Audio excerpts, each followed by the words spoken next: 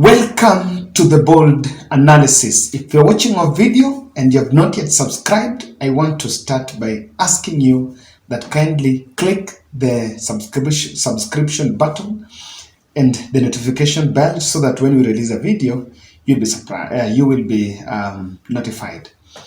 I'm a bit surprised by the latest development that I want to show you in this analysis. There is this lobby group known as Young Traders Association that has emerged, and today they're giving some press briefing. It is led by Don Bosco. Remember the politician who at one point I think was a close Raila associate.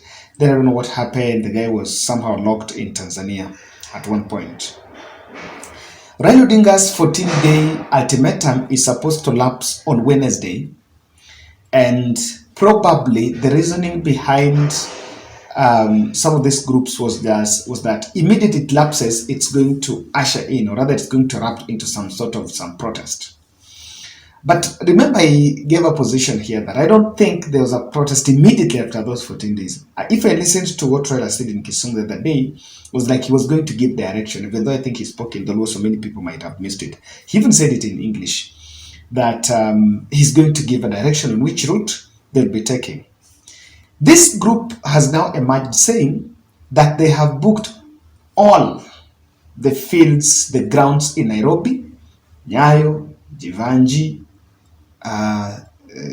Jacaranda, Kamkunji, both Kamkunji, this one for Shorimoyo, and the other Kamkunji in Kibera.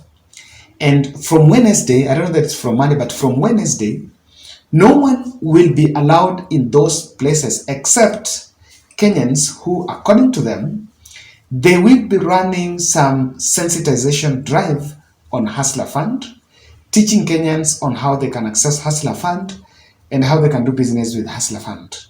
So that is a rationale.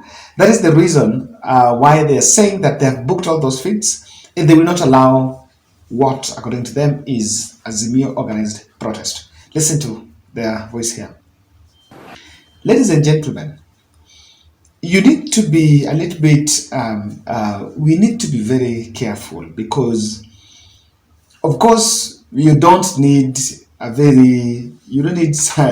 magical science to see that strategy was just used to try to neutralize the ground, or rather bring some people here for sensitization.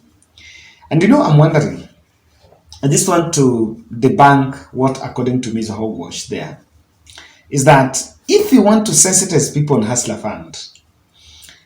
Fund was initiated on 30th November last year. That is the first phase, which was targeting the real hustler. Then I don't know, the second phase has already been launched, but there was a story that was going to be launched. Then it has taken I think 3 months, then you merge with that sensitization.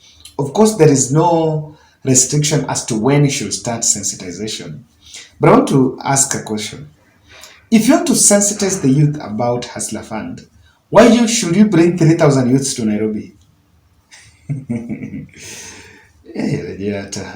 Hata mpaka inataka kidogo hapa bana. You don't, So, they're saying that they want to sensitize these 10,000 youths, but they will be brought in Nairobi. I'm like, why don't you just go and sensitize them in their places? If they come from Kisii, Narok, Nairobi, why don't you just go to those places and sensitize them about it? I think it's a very orthodox means. I'm looking at it this way.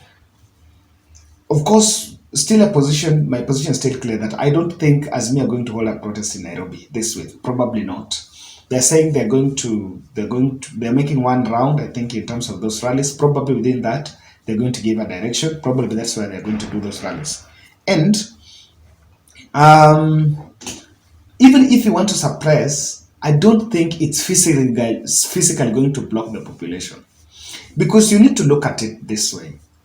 The same Hustler Fund, it's not something new. Of course, it's been here with us here and people have an idea what happens. But for the Kenya Kwanza team, this should be managed in a manner that not bring the confrontation. Because why do you want to believe it? Why do you want really to bring? I was in Kamkunji the other day. The two Kamkunjis I visited, both of them. The Kibera was in Kabera and even the other Kamkunji. You want to tell me that if people are converging, for example, like Jacaranda, the group normally they normally do their stuff there in Jacaranda. Then all of a sudden, you come up with some sort of a program and you target those places while you've not been doing it. While the intention can be well, and it's good, of course, there's nothing wrong as doing sensitization drive on such a program. There's nothing wrong with it. But do you think that the population will appreciate the good intention? Or it will just create a ground for confrontation? So that is what we've been, I think, avoiding for quite some time. That's what they've been avoiding. And for Azimio La Umoja team, if I was to be the head of their strategy, instead of their strategy, then I would actually tell them to just keep off. Let this team do their stuff, probably this week. And if they have another plan, they should postpone those plans. Because, number one, this could be a trap that is set for that confrontation between the two groups. The group that will be doing sensitization and maybe those who are on the protest wing would confront. Now that confrontation would be used to ban maybe any assembly moving forward. Better still, that, we are in this country.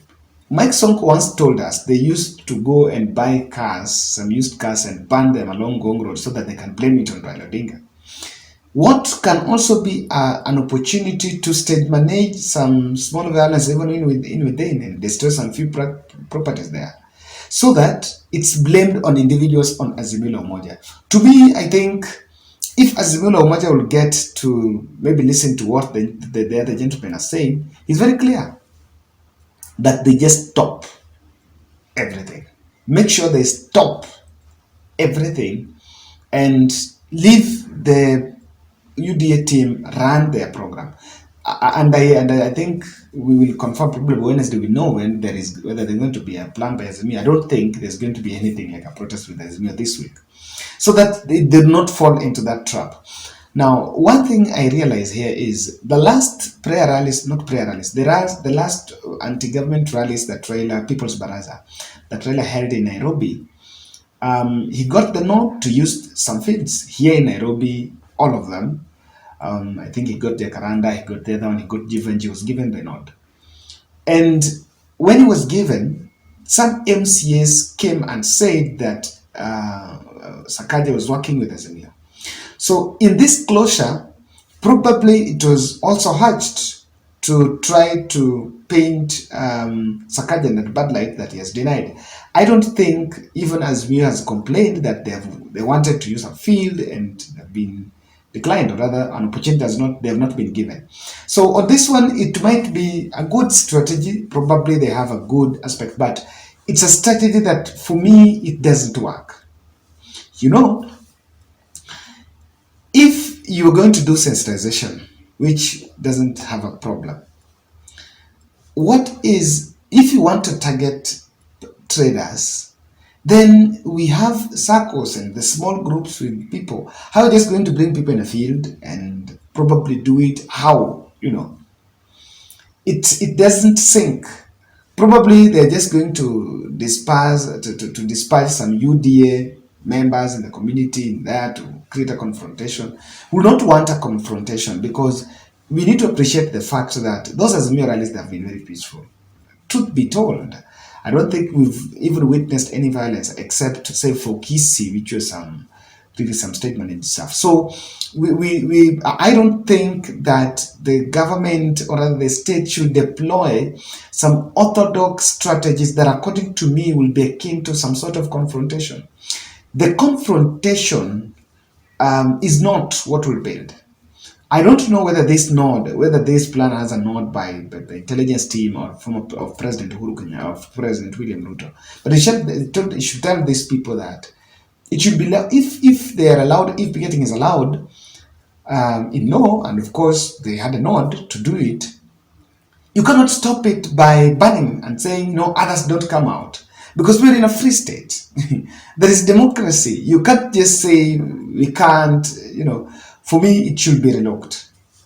While on this one, I don't know whether that strategy can work. On Hustler Fund, it's one of the products, yes, but the question of cost of living is here. So who is this person that is supposed to attend that sensitization there?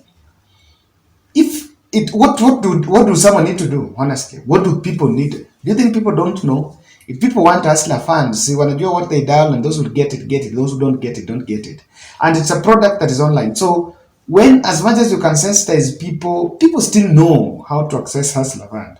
And you'll even face a backlash, because if they try getting and they're not getting it, then they will most probably have some hostility against the same people that will be doing this, that sensitization. So I don't know what's your position on that. I was just trying to show you what was in store as far as the mass action is concerned. It might look very dirty and orthodox, if you ask me.